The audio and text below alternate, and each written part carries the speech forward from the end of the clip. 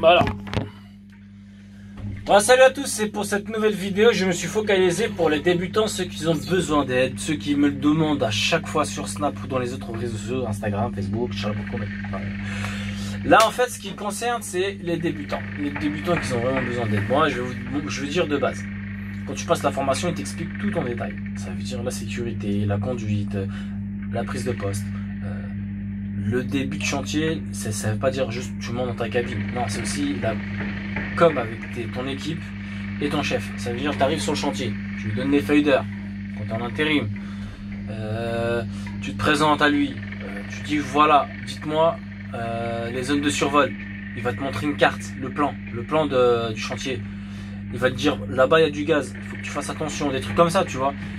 Et n'oublie pas de demander aussi qui dois-je écouter. À la base, c'est le chef que tu écoutes, le chef d'équipe. Ne dis jamais il n'y a pas de problème. Parce qu'il va te donner l'ordre d'écouter un manœuvre. Et ça, t'as pas à le faire. C'est très dangereux. Parce qu'il pourra quand même rejeter l'erreur sur toi. Quand tu parles avec ton chef, tu lui demandes l'intempérie, dans la semaine ou dans la journée ou dans les jours qui viennent. Le talkie-walkie. Les interférences, il y a des interférences avec le talkie-walkie parce que des fois tu peux discuter avec ton chef par talkie-walkie quand soudain tu entends un autre chantier, sauf que c'est pas la même voix. Ou peut-être que tu peux tomber comme moi j'ai fait mes premières missions, je suis tombé sur l'erreur d'avoir écouté quelqu'un qui avait exactement la même voix, que c'était un portugais, il avait la même voix que mon chef. Il m'a demandé de mouler, heureusement que j'avais rien dans les crochets. D'accord. Tu lui demandes il y a combien de temps qu'a été posée la grue, tu lui demandes les heures, au niveau de la pause, le vendredi à quelle heure tu termines, tu lui demandes s'il a des tenues de sécurité, casque, chaussures, gilet de sécurité. Bon, je suis désolé parce que moi je suis en short et aujourd'hui tout était en bas parce qu'il fait extrêmement chaud.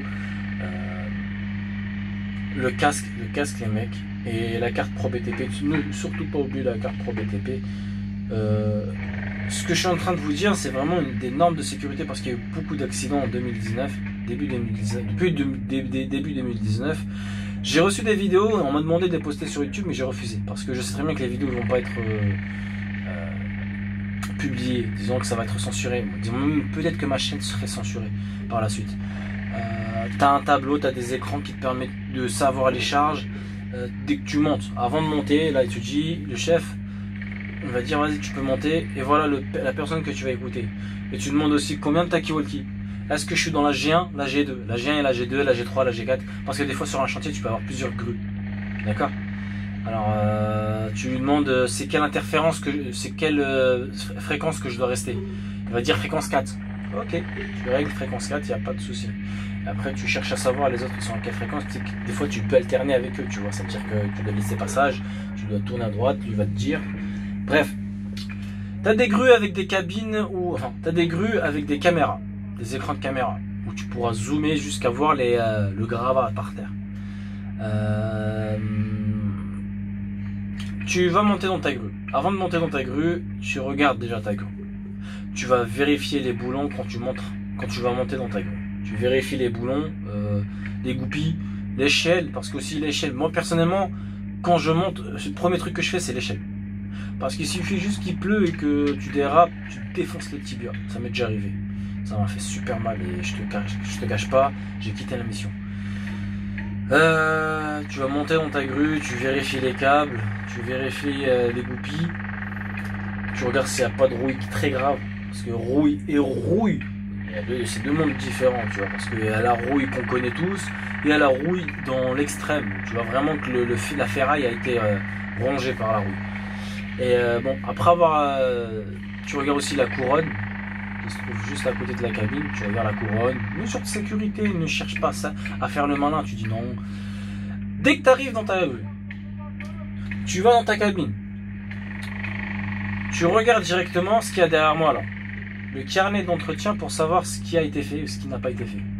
En fait, le carnet d'entretien te permet aussi de savoir si niveau sécurité elle est dans les normes. Par contre, si tu rentres dans une cabine, je vais pas vous montrer la fameuse vidéo que j'ai où carrément le mec il a trouvé une merde dans sa cabine. Je vais pas la publier sur YouTube, mais c'était vraiment hard. Tu as des cabines, des fois tu peux trouver des mégots de cigarettes, tu peux même trouver des barbecues, de la crasse, du PQ rempli de hachek, tu vois, le mec il se tripote carrément quand il galère. Tu peux trouver vraiment de tout. Qui veut dire que tu prends en photo, tu en parles à ton chef, tu dis voilà, je suis pas un chien, voilà, je veux être respecté. Moi, ce que je fais, c'est que quand je monte dans la cabine et que c'est propre, je demande quand même au chef de me demander le numéro, de me donner le numéro du technicien, parce que j'aime bien parler avec les techniciens, parce que des fois ils m'apprennent des choses. Je vous le dis cash, mais les techniciens, c'est pire que des experts. Ils s'y connaissent de partout dans la grue. Tu regardes le câblage, les câbles, parce que des fois, tu as certains câbles, elles sont déchirées. Ce qui veut dire que plus tu prends en charge, plus elle peut se déchirer rapidement. Tu regardes le carnet d'entretien, tu regardes la date d'expiration, tu regardes le contrôle quand doit être fait, quand la couronne doit être graissée aussi. Ensuite, pour la conduite de grue, d'abord tu contrôles les manettes. Tu es dans ta grue là. Là, c'est le bouton pour allumer. D'accord? Là, elle est allumée. Là, je monte le chariot.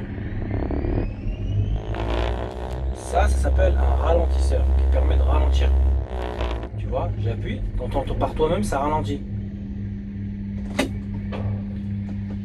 Je tourne à droite. Et là-bas, je tourne aussi à gauche. J'avance et je recule.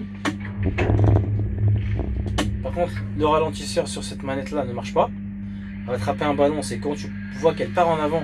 Là, tu avances avec elle. N'avance pas au moment où elle revient. Je ne vais pas t'expliquer tout sur cette vidéo-là, mais je te montre les bases.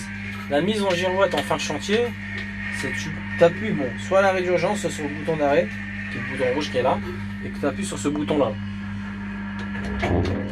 Elle est devenue verte. Tu vois, et là, la grue, elle est en train de tourner. Si le technicien en haut de la grue te dit que tu peux conduire la grue, il n'y a pas de souci, j'ai contrôlé, il y a peut-être certains trucs qu'il faut peut-être à réviser, et ben vas-y, tu travailles. La confiance, tu le trouves chez le technicien. Je suis pas un pro de tout, mais voilà, par exemple, là tu as un tableau, tu as un écran qui te permet, je te montre. Sur cet écran-là, tu as tout. Tu as la distance, la charge, la montée, ah merde. Je suis en train d'orienter. Regarde, tu vois là, la grue elle est en train de tourner. Pour bloquer l'arrêt, ça veut dire l'arrêt en girouette. Regardez bien. Voilà, frein. Elle est en frein. Là, j'ai mis le freinage. Alors, je disais, là, c'est la distance. Ça, c'est la charge. Ça, c'est la montée. Et ça, c'est l'orientation. Mais ça, tu t'en auras jamais besoin. À part si tu travailles chez Eiffage, dans le, qu'on appelle ça, dans le stockage de grues, où ils stockent tous les grues, tu as en fait, tu as des rails qui te permettent d'avancer et de reculer. Mais voilà, dans la plupart des grues, non. C'est dans les centres de tri, on va dire. Voilà, moi c'est une 85 ECB, c'est la référence de la grue. Ça, c'est la référence de la grue. Et là, par contre, c'est très intéressant, c'est que je demande à tous les débutants grutiers, voilà, ta limitation. Au bout de 20 mètres, 20 mètres, c'est en bout de flèche. Tu as le droit de porter 4 tonnes 15. D'accord? Moi, je mets juste 4 tonnes. Je dis pas 4 tonnes 15. Je prends pas de risque. Je dis 4 tonnes. Même si elle peut porter un tout petit peu plus. Et en flèche, là, ici, à partir de là, elle peut porter, au bout de 8 mètres, elle peut porter 5 tonnes. Les 5 tonnes, en fait, c'est de 8 mètres de là jusqu'à... Regardez. De 8 mètres jusqu'à... Parce que là, en fait, tu vois, c'est écrit 5. 16 tonnes, 16 mètres 9. Tu peux porter 5 tonnes. Tu vois. Après, ça diminue au fur et à mesure de l'avancement de la flèche. Après, voilà, tu as différents profils. Tu as aussi l'orientation. Je vais te montrer tout de suite l'orientation. Voilà. Ça, c'est ta zone de survol. Logiquement, la zone de survol, elle te le dessine avec des traits sur le côté comme ça. Tac, tac, tac, tac. Bref. Là, on voit bien mon chariot, il est là.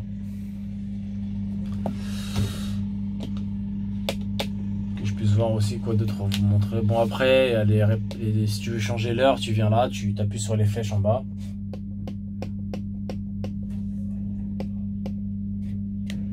tu remontes, t'appuies sur entrée et là tu peux régler l'heure. 9h27, ça va, j'ai pas m'inquiéter. Voilà tout. Bon, bah j'espère que cette vidéo, n'hésitez pas à la commenter si elle vous plaît, et sachez une chose, j'ai juste un truc à vous dire. Je vais publier sur ma chaîne YouTube une vidéo qui a vraiment rien à voir par rapport au travail. C'est au sujet de ma compétition de CrossFit, parce que je fais une compétition de CrossFit. Elle sera dans ma précédente vidéo. N'hésitez pas à la voir et à la commenter. Et surtout, abonnez-vous les mecs. Allez, ciao.